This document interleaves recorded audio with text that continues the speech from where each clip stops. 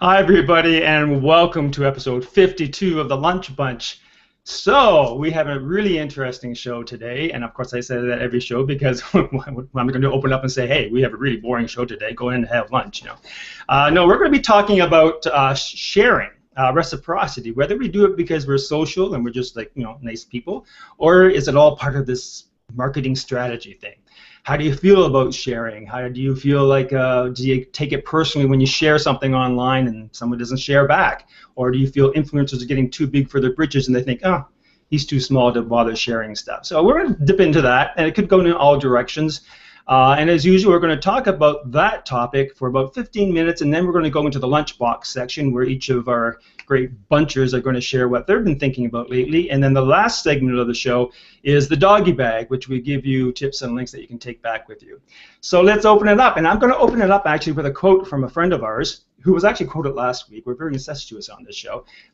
It's Mark Schaefer, actually. And he said, when I was researching this topic, and I thought it was very apropos, was that whatever power structure exists on the social web is often built on a foundation of subtle indebtedness, an ability to create influence through an economy of favors.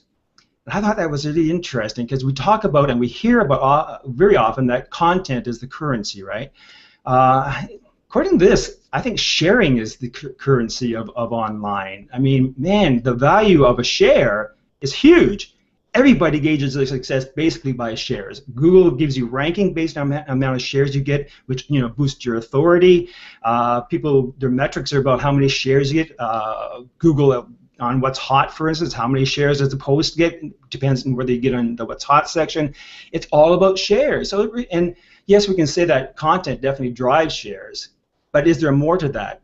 What else drives shares? And maybe we're going to go back to reciprocity. Is it because someone shares your stuff and that whole thing? So the barter system. So we're going to open it up. I'm going to say hi to, let's say hi to the panel. Jess, wave hi. Randy. And we have Scott. And we have Vivek. So who wants to open it up? Okay, tell you. Okay, I'll warm you up. I'll warm you up some more. From last week, from last week, you just have to assign. I know, and we didn't do that exercise, did we? We didn't have that little meeting. So we'll have to postpone that. I didn't get the memo. Okay, so this is a tie back going because last week we talked about narcissism, and this kind of has something to do in the sense that we're more connected than ever, but also less interested in other people, except when it comes to finding out what they think about us. So part of this reciprocity thing, the social sharing thing, is really, if I share your thing, are you going to share my thing? On Twitter, I mean, we share content, and then you look in your mention stream, and you say, okay, well, I didn't get a thank you for that, or I didn't get someone resharing mine. So we need to think about, really, it's social as communities, right? We build communities. Yeah. We build just like in life. We build communities. You live in a neighborhood. It's a nice community. You get to know your neighbors. You go next door. You borrow a shovel. You borrow a cup of sugar. They come back and say, hey, can I borrow your kid for a day to cut my lawn? That type of thing, So it is building of a community and sharing. So, yes, in your opening, you talked about how we all like it. So think about a brand who maybe takes a customer of theirs snap of their meal that they took in their restaurant and shares it on their main site and says, this is Jessica had this meal today with us and she shared this. So that's going to make Jessica go, hey, that's pretty important. So it builds that community with a brand or with individuals, either way. And I love the way you started that, because I don't think we should be thinking about anybody else but ourselves. The best service that we can do to our communities and the people we are creating for and trying to talk to and join in conversations with, is to really set all that aside and be additive and add value. Whether that is less is more, so you put out less content, but it's a lot deeper, it's a lot richer, it's got a lot more context, or whether that's actually taking the time to read the stuff that you're sharing and be additive, which supports the author. Because in my opinion, a reshare is not as cool to me as somebody actually said, wow, this is a must read, or hey, here's a takeaway, or not only, here's the 8 things plus one more that I thought of, or something like that. And it actually then, it's a little bit more than just a give and a take here and there. It's I'm investing in you because I see your value. And that's okay, because I'm doing it with no strings attached. And the fact that I'm giving, other people will see that I'm giving. And I don't mind if I don't get, if I do something for Ray and I don't get something back from Ray, I'm not worried about that, because what I'm going to get is going to be from somebody else. It's a great big circle. And I think that is something that we could also bring into this conversation. Definitely. Well, you bring up a great point about not expecting anything in return, and that's exactly how I view it. Somebody sharing just everything that you put out, thankful, appreciative, but an influencer out there picks out one of my articles or one of my tidbits or whatever and shares that on a whim because it caught their attention. That to me tells me if they're sharing it that way, I did something that perked their interest a little bit, not just a robotic type auto share.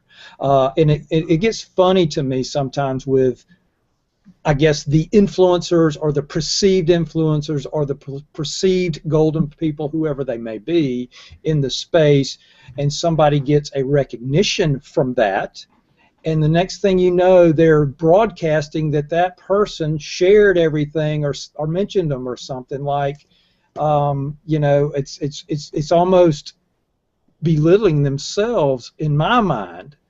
We all see it. We see the shares. We might see it, but the idea of if I pick up Jessica and I share something, I'm sharing it with my community. She might not have anybody in my community, but the opportunity exists for somebody in my community reading that by my endorsement to go and connect with Jessica. So I think there are also 2 levels, because when you're sharing to your community, it's community building. You've already got an established relationship with those you're sharing with, and you kind of know what they like and so forth, and it's something that you're building.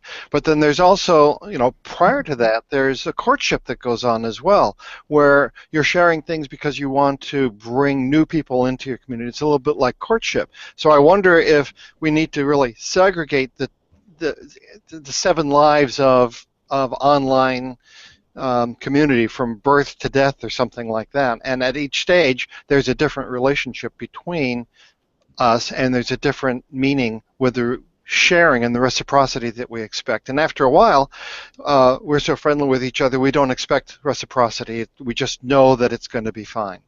I love that you said that, Scott, because I remember in growing up, and I have a friend and whose family they thought thank you was formal.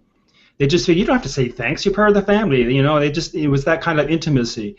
And the question I'm going to ask, because John Gregory Olson, I did this amazing blog post, and I'll put the link on it since I don't have the graphic, is the Hare Krishna Guide to Social Media Influence. I just loved it. It was drawn by the title. There you go, so headlines. But he said, the give to get principle is a reward for our actions. It should not be the driving motivation behind them. Giving, by definition, is to present something voluntarily without expecting compensation. And I have first of all, there's 2 things I want you to chew on while I'm talking here. First of all, is your strategy different on different platforms? And secondly, what is the motivation that you have? But what I want to get to here is that the reason I share things is because I always have in the back of my head people who are following me, and those people are different on different platforms. So I'm thinking if I see a piece of content, and it's because that person who wrote that content is in my circles, or is in my Twitter list, or is on my Facebook, whatever. The reason I see it is because they're there, and secondly, if that content speaks to my audience, people who follow me, I'm doing my followers a favor by sharing it with them. I don't think in my head that, I better share this because I want to reshare from so-and-so. It doesn't work that way at all. My primary motivation in sharing things is, will my audience get something out of this? I agree, and I also look at it that if we look at life as a universal gift, and I'll say it again. So let's say there's something that Scott needs, and I see that Scott needs it. Whether he asks me for it or not, I may give it to him. And I don't expect anything in return from Scott, because Scott may not have something to give me that I need back. So instead of trying to give me something I need back, the best, most gracious thing that he could do is give something that he has to give to somebody that needs what he has to give. And then that starts this chain reaction of sharing. And whether that's skills, whether that's influence, whether that's time and energy, whether that's just friendship or sugar and shovels and kids, depending on how you look. Well, I probably should have said that part differently. But anyway, but the idea being that we've got this big circle. So at some point in time, the universe will deliver what I need when I need it, because I was looking out for people who needed something at the beginning. So I'm starting all of these circles. So Jess, you have a fan here. So Danny Brown says, I agree with Jessica's points. While social traffic is nice, sharing is simply that, sharing. It's those that truly invest in you, subscribers and commentators, wherever that comment may take place, that are true reciprocators. And now you can read the rest. It's on the event page. So, and that's the point. I mean, who are the people that you work for, basically, you know? Yeah, that's right. Yeah, Danny also shares, and I quote him directly, is influence is circumstantial. If you chase those that are those perceived influencers, we're cheating our community because we're not thinking about them, which is spot on. We're only thinking about us. Ignore influence besides the real influencers. So the real influencers are the people within our who can we influence, our community, who do we build trust in? Okay, Scott, do you have a strategy for sharing online? Yeah, I do, and I feel that I share differently than anyone else does, because I will, if I run across something that I really like that's timely, like here's a hangout on there that's about to begin, I'll go ahead and share it, and I'll say starting in 10 minutes, and then after it's finished, I'll go ahead and delete the post, so that people who are going through my profile just won't be cluttered. But if I really like the hangout on there, I'll go ahead and I'll change it. Sometimes I'll say edit or whatnot, or sometimes I'll just change the comments so that post will be a little bit evergreen. And I don't know if other people do that. Anybody? Does the Scott treatment on sharing? Yes, because Scott does it. Well, and the thought, I actually think several of us do a variation of the Scott treatment. Like, for example, Ray, when you pull out a quote to summarize as part of you do your summary, that's an evergreen that ties back to the original content. The quotes that you pull out and put associated with people, that's an evergreen associated with content that drives people back to an original source. So whether the quote can then take on a life of its own, and it can also extend the longevity of the original content. And I do something similar. And so I think that's a very cool way to do it, to maximize and showcase the amazing content that you already have in a very purposeful way. We have a comment up from Pamela. Reciprocity karma. Social media altruism must be cultivated among peers and customers. Jessica Duell, for it to have true lasting meaning. I imagine you're going to agree with that, Jess. Of course I am. Well, and let's see. I have to think about this for a second, because I always have to go back to manners and civility in the space, and just like in life, such a Southern gentleman you are, right? But that's what it is. I mean, if somebody's a jerk to you online, you're not going to engage with them. If somebody ignores you all the time, you're not going to engage with them. So that's your community that you build trust in. And if, like what Danny shared with us, if you're chasing somebody out there just to get a push by them in some way, you're really doing a disservice to yourself and to your community. But the reality, Randy, is that a lot of people advise that you do just that. Who that are you those find- people that you advising that, find- Ray? Who are those people? Give me the example of those people, because that's what happens. That's the topic last week. That sells damn books and stuff. You know, you're pushing. They're pushing themselves out there as some kind of authority that may be granted or maybe just in their own egotistical way.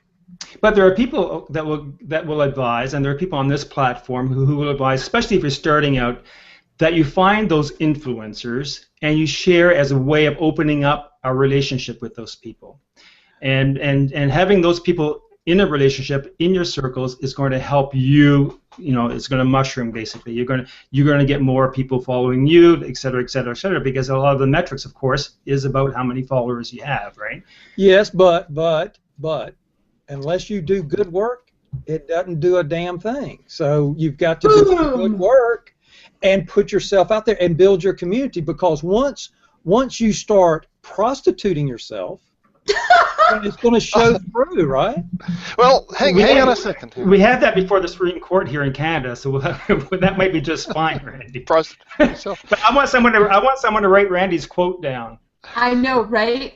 That one's, I think, because I'm going to forget it, so I'll listen to it in the recording. But that was great, Randy. I love that.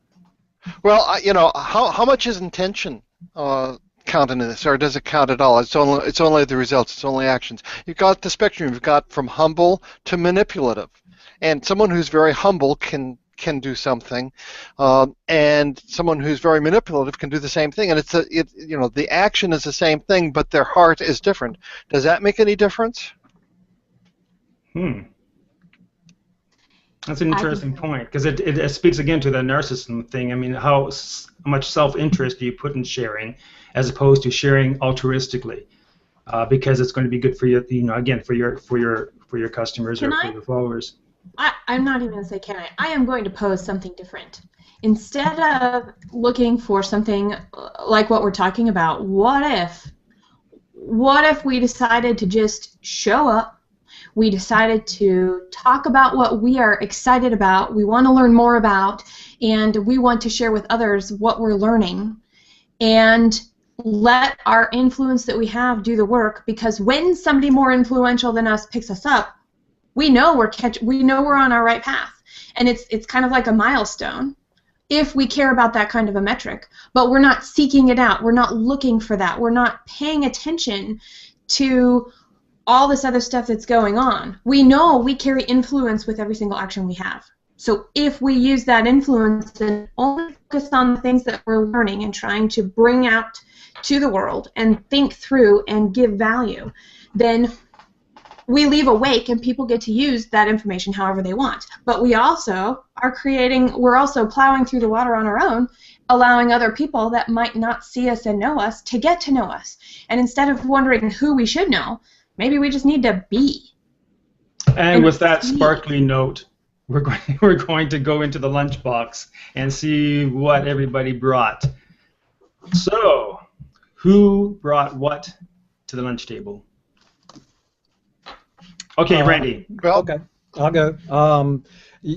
All of you who've spent any time listening to me know that I'm a traditional marketer, been around a long time. I'm old, but I picked up an article at Forbes written by Greg Sattel that talks about the future of marketing combining big data with human intuition, and that's what I've noticed over the rise of social media and technology today. Marketers, for the most part, are living in an analytical world. That's all they talk about is data, data, data, and you can't really design that sexy automobile or that beautiful whatever without the human creativity in there. So what my point is, it's a great article. I'd like to share it with you, but it's open, and this might be a good topic for discussion on one of the next lunch bunch. But it is bringing back the intuition and not just living on apps to run a marketing program or tell you where you should be. So I just want to throw that out. The name of the article was "The Future of Marketing Combines Big Data with Human Intuition." I love that. I mean, think about Steve Jobs. I mean, think about people like Jobs and what his idea was for the product. He put so much into the design. Yes, he had but the design was always key to Jobs. And what drove that obsession about design, do you think, Randy? Because he understood. I mean, if you take true Apple loyalists, they're going to talk about the product, what it looks like, how it feels, I mean, it's a piece of art to them. They idolize that. That didn't come out of an algorithm. Cool. Thank you very much, Randy. And we'll see that link, I'm sure, in the comment section. Jessica. You're muted, Jessica. Yeah, I realized that. I was so enthralled with what Randy was talking about. I needed to not, have any outbursts. You're welcome. Oh goodness. So I was thinking this last week, and I actually picked a very trendy topic, and that would be the award of the Nobel Peace Prize, and how that relates to a little bit of what we're talking about today, and some of the things that even I was thinking about how would I approach this, and the fact we make waves whether we know it or not, and the way that our choices directly or indirectly impact us, both physically, mentally, and emotionally. And I am really going to mispronounce her name, so if I just call her Malala, is that acceptable to you guys? So I think we'll all know who you're speaking about, yeah. Beautiful. Okay, and I love the fact that she continues to do what she can, and I find it interesting that there's criticism for what she can do, and she's not in her own country now, right? She's in asylum in Britain, and what can she actually do? And people are wondering about the symbolism of what she stands for, and that actually makes me then think of like the Hunger Games. So now we have this whole idea of how can one person who's a symbol actually create a movement, and granted, Hunger Games is a story, but I think it has the same potential and the same idea for a pretty big impact of following our heart and really sharing from a positive place of love. Even when love brings hardship, we know that love is the right thing. It's just the bravery of this girl. It's just inhuman. I mean, it's like it's like overhuman. I mean, it's amazing. It's kudos for the Nobel Committee for that choice. Mm-hmm. Scott. Well, I thought I'd do a little bit of housekeeping this week and just point out to our audience, and some of them might be new, that there's a wealth of wonderful information on the Google Tips and Topics community. So just as a yes, you should. And it just happens to be that I'm screen sharing what it looks like, and so and also they'll. Not only in the description of the event page, in the comment stream there'll be something. So anyone who hasn't checked out your community, or our community I guess it is recently, I would encourage them to do so. Well, I much appreciate that, Scott. Yes, I mean, even though it is a private community, so I mean, we'll have to welcome you in, but we will with open arms. It's a great community, and it's a community that gave birth to this show, and the people in the community have become friends. I don't know how long we've had it. It's been a while. So thank you very much for that, Scott. And Vivek, you have something from your friend, Mr. Godin. Are you okay there, Vivek? Are you hearing us? Yeah, I can hear you. I'm trying to do a screen share. Okay, and while we're waiting for that, just everybody get their tips ready, because we're going to go right into that right after this. Seth Godin actually says in a talk that the traditional bell curve has actually now flattened. People used to say who are the outliers, who are not in the center, are weirdos. But most people are now becoming what can be classified as weirdos. So, okay, are you saying there are more weirdos now than there were before? No, what he's saying is the traditional marketing no longer works, and you have to take care of what used to be called as weirdos, but the weirdos used to be fewer Now most of us are traditional, I mean, as per the traditional view, most of us are weirdos. You're going to have to give me a definition, Vivek, of what a weirdo is. I would say with a bit of sparkle and uniqueness and maybe even ruggedness mixed in. Okay, or just plain awesome. So the fact that we're all more unique than ever before. And so it's harder and harder to group us into specific buckets to allow push advertising to work. Is that a good summary, Vivek? Yeah, it is. Thank you. Thank you, Jess. Okay. Okay, so let's move on. We're almost at the end of the show. Let's move on to, let's see what's in the doggy bags. Who wants to go first? Who wants to show their... Never mind. I'll go. Sure, I was going to say, I got owl socks on. Did you get that from the crafter community?